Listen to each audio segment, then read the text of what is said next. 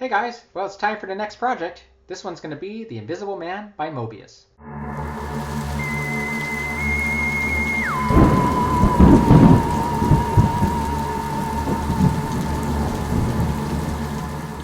Alright, so we're ready to get started on the next project here, which is going to be The Invisible Man by Moebius Models.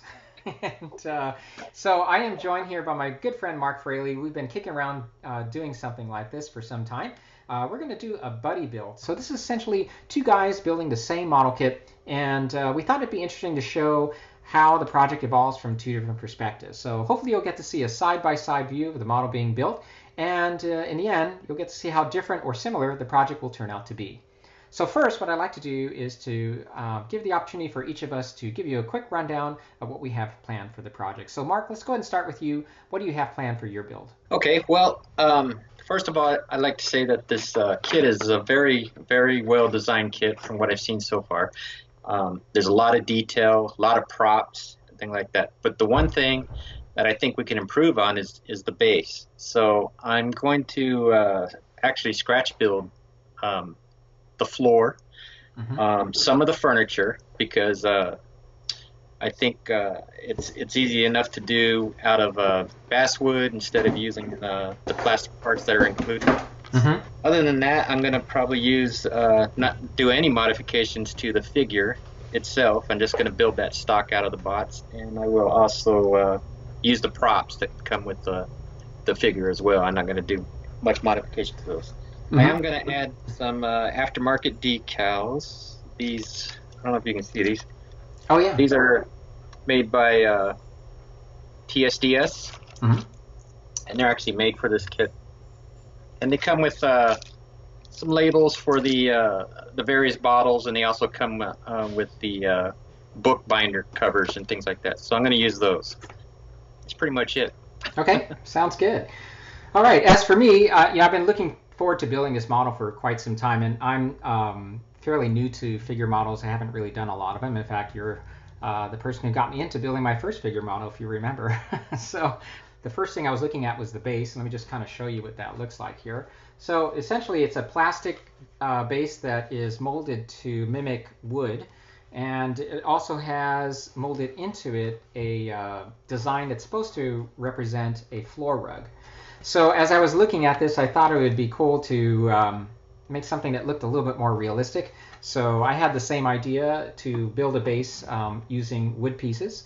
And the first idea that came to mind for me was to use popsicle sticks, because I'd seen a number of videos as I was doing some research about this project.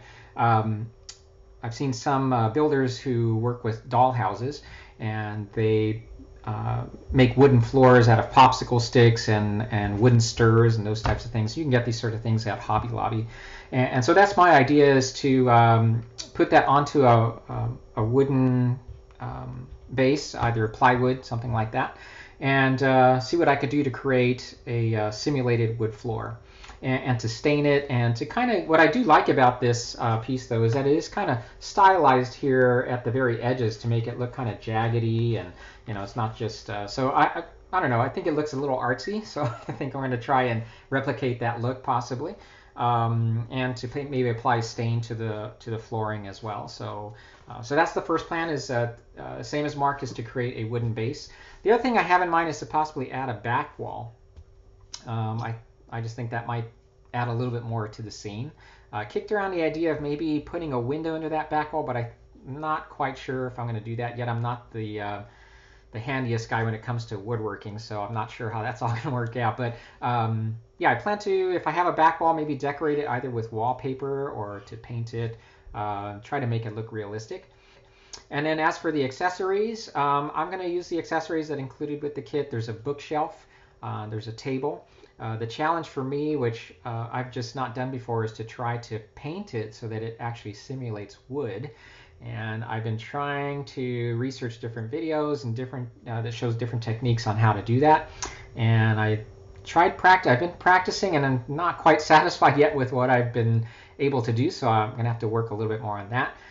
The kit also comes with a bunch of little bottles, and as Marc showed you there, there's books, simulate little books, and so I'm going to try and decorate those, maybe fill the bottles with some stuff so it looks like the scientist has been mixing stuff in there. So different powders, maybe use some clay or something to fill some of them, and labels also. That's interesting. I had not come across that decal sheet, and it looks pretty cool. So I'm going to see what I can do with my Photoshop skills to create some labels for the bottles and stuff. So to summarize, it's just to redo the base and then possibly add a back wall, and then work as much as I can with the included accessories. And as for the figure, I'm not going to really alter the figure a whole lot. I think for the color scheme, I'm probably going to stick with with what I see on my box, which I think is a little different than your box. Mine might have been a different release. So if Mark, you can show your box there. Yep. And then I'll show you my box here. And so you can see the background is a little different, but the colors are somewhat similar. He's got a blue vest with a green colored jacket and a striped tie, tan pants, and some dark shoes there. So I think I'll definitely probably try to replicate that color scheme as close as I can. So that's the plan on my end. And so Mark, did you want to add anything else? Yeah, I'm also doing a wall backdrop, but I am going to have a window. I don't know what I did with it. This is something I picked up at Hobby Lobby. Oh, this is an aftermarket dollhouse window. And the plan is to integrate that into some foam board. Oh, yeah. So I will have a window. Yeah, sounds good. And are you doing any lighting at all? No lighting, no. No lighting, okay. No. All right. Yeah, I kicked around the idea of doing some lighting, but I think that'll probably draw away from the scene that you're supposed to be looking at. So I'm gonna forego that idea there. Okay, great. And Mark, this kit has been out for quite some time then, right? Yeah. I'm not sure what the original release date, but I think the one I have is actually the second release. So it's been out for a while. As far as you know, is Moebius the only company that's released this kit, or was it an Aurora kit before that you're aware of? No, this is a Moebius original. Yes. A Moebius original design. All right, very good. So that is the plan. If you're all set, Mark, let's go ahead and start building, and let's go ahead and see what happens. All right, let's get started. All right.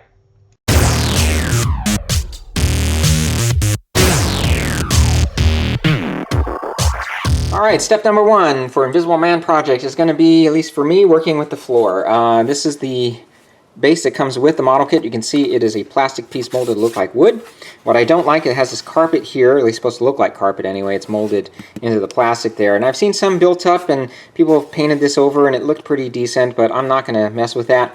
I'm going to go ahead and do away with this and actually use some wood here for our base. So I went over to Hobby Lobby, got some craft plywood. Even though I'm not the best woodworking guy, I was able to at least trim this down to the size that we need. So you can see it's a close approximation to this, a little bit larger, which is what I wanted also. And to duplicate the look of the wood floor, I'm going to use popsicle sticks, which I also got at Hobby Lobby. I use that little miter box that you've seen me use time and time again, just to trim the curved edges. And so we're just going to go ahead and lay it down in a pattern that looks like a wood floor. Once that's in place, we're going to use this wood stain to darken up the wood, make it look more realistic. I experimented a little bit with it yesterday, and it looks pretty good.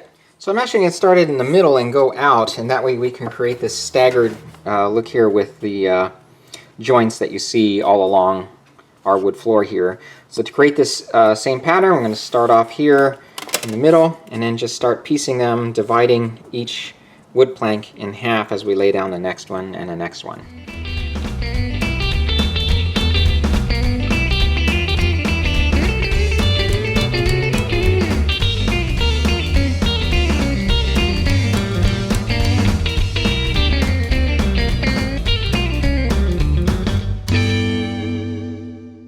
Alright, so here we have the base now, and I'm very happy the way it turned out. I used my Dremel tool to make these jagged edges. That is the one thing I did like about the plastic base. It had those jagged edges along the perimeter there. And then I just used a nail as a little punch to create these tiny little holes into which I dropped just some Vallejo burnt umber paint to create the illusion of nails. So while I give this more time to dry, let's go ahead and check out what Mark is up to. So I started off by cutting up some basswood to build my own floor. You can see here. And then I added some furniture that I actually modified some doll furniture and scratch built a bookcase. You can see here it kind of mocked up to give me a general idea what it's going to look like. Here I used some foam board and I'm cutting out a hole to add a window. This was also a dollhouse window. And again, I mocked everything up with the foam board to get an idea what the layout's going to look like when it's completed. So I decided to use the kit table in this case, which is made of plastic, and to create a distressed wood look to it. I start off by scratching the surface of the table using a razor saw. This creates scratches and grooves. Notice I'm going in the same direction. So the first step in creating this wood effect is to apply a wood colored primer. In this case I'm using a surface primer. This is made by Vallejo. And let's see, it's out of focus here, it'll come in focus here. You can see it's IDF Israeli sand, number 70.614. So this primer is applied with the airbrush using a pressure of about 15 psi, and I spray it in light, even coats. Several coats are going to be needed, but eventually you'll get it to look something like this. And then of course we have to do the bottom side of the table as well. Same technique, using even light coats, gradually build up your primer. And this is what it'll look like when you're finished. So we'll let that primer cure overnight before we go on to the next step. So after allowing the primer to dry and cure overnight, we're going to apply our base wood color here. Again, this is applied with an airbrush in the same fashion as the surface primer. You want to be patient with this process because you'll get better results by applying thin coats rather than applying the primer heavily all at once. And this is our results. So to help bring out the wood grain and the raised features from our razor saw,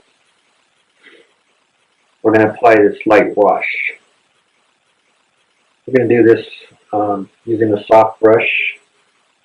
And you just basically want to coat the entire thing in the wash so that the wash will soak into the grooves and the recesses that we cut with the razor saw. And here I'm just refining it a little bit more. And this is what it'll look like when you're done with the table. It's already looking more like wood than plastic. So the next thing we want to do is add some highlights. And in this case I'm using a light brown by Vallejo. And again we're going to use a small brush. I didn't go through the whole technique, but this is what it looks like after you apply the highlights. And as you can see, you get some pretty good results. Looks like wood to me anyway.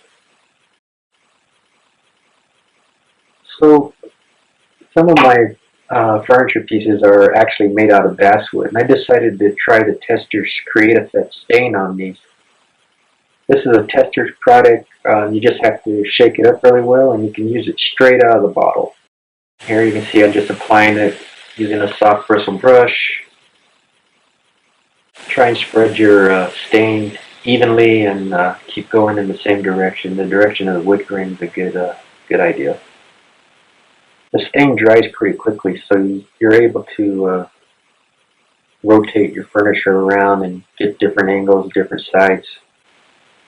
Another thing to note about the basswood is it will absorb the stain, so in my case I applied 2 coats of the Create Effects enamel stain. This is what the bookshelf looks like. So as I mentioned previously, I was using foam board for my walls, but rather than paint them, I decided to use dull wallhouse paper. I'm applying a glue that's actually made specifically for applying paper. It's called Grandmother Stover's Stick Flat Glue. Basically, you just brush it on and spread it out as over your paper. You can actually dilute this with water if you need to make it thinner, but I found the consistency to be okay for my purposes. One good thing about this glue is that it doesn't cause your paper to curl when you lay it down. Your paper will stay flat. It's also transparent when applied, so you won't get any wrinkles or discoloration or anything like that. In this case, I'm putting the paper down around the window that was previously installed. Just kind of sealing it down, sealing on the edges around the windows with my fingers initially. Then I have a squeegee blade that I just go over it. There weren't any air bubbles, but just to make sure that I'm applying the adhesive evenly underneath the paper, I use the squeegee to kind of iron the paper down, I guess, for lack of a better word.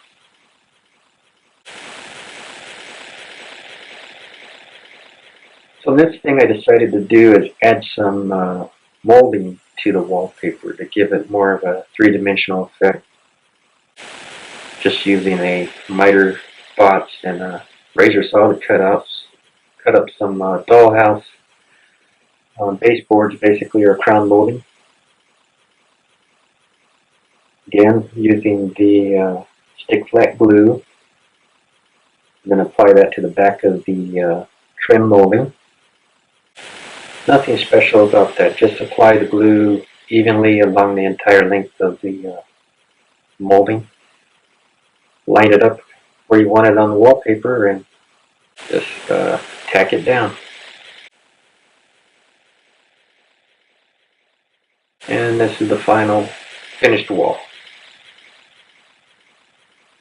And this is mocked up just to kind of get a general idea of what everything looks like up to this point.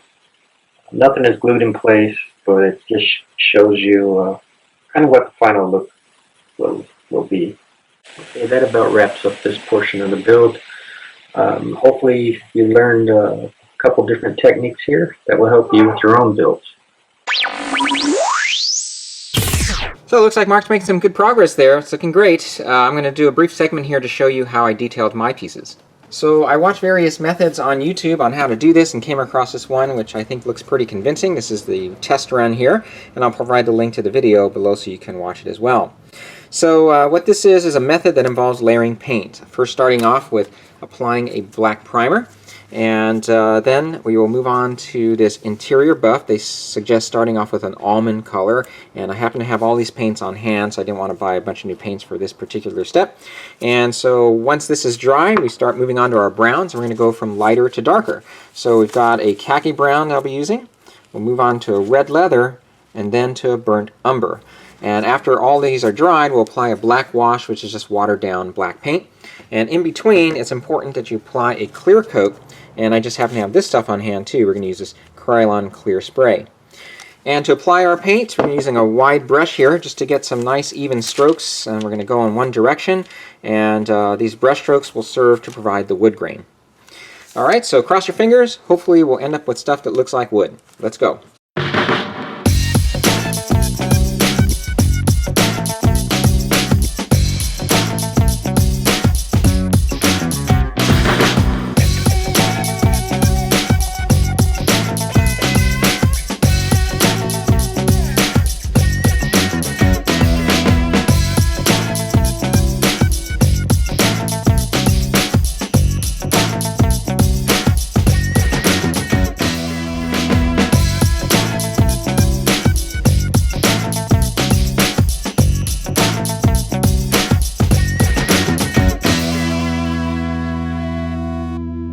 Alright, and here we now have the completed pieces. I'm very, very pleased with the end result. This technique worked really well. Really the trick is to continue to apply the paint in the same direction with your brush strokes, and as you get darker and darker with the paint color, you get more and more of these streaks showing up. And finally, to top it off with that wash, I think worked really well. And as you saw, the wash was just applied with a damp paper towel and some black craft paint. And that gave it some of these darker streaks to finally give us the illusion of wood grain. So it's been a couple days and I've been able to put the furniture together. Last thing I'm going to do here is to add some highlights and try to make this look a little bit aged. I'm not going for the same rustic look that Marc is going for there, but I thought I would add a little bit of wear and tear to these pieces. The back wall now has wallpaper. I'm not going to go into much detail on how to do this since Marc did such an excellent job with that. But I purchased this stuff at a local store called Peggy's Place, which is a store that has a bunch of accessories for dollhouse makers. And I was also able to purchase this wood here, which I'm using now as our baseboard, and I just stained it the same color as everything else. I thought it'd be fun to create a painting to hang here, and this is what I've done here. And you can see this is the sculpture from the Time Machine movie, one of my favorite movies. And I thought it'd be cool just to give a nod to another H.G. Wells classic. And what I did here was to pull this off the internet and tweaked it with Photoshop a little bit and printed it on this canvas paper that's made by Moab.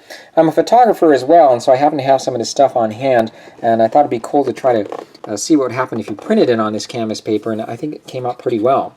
So the back side's just glued to some styrene plastic there, and I made this border using some wood pieces I also got at Peggy's Place and used the same stain as everything else.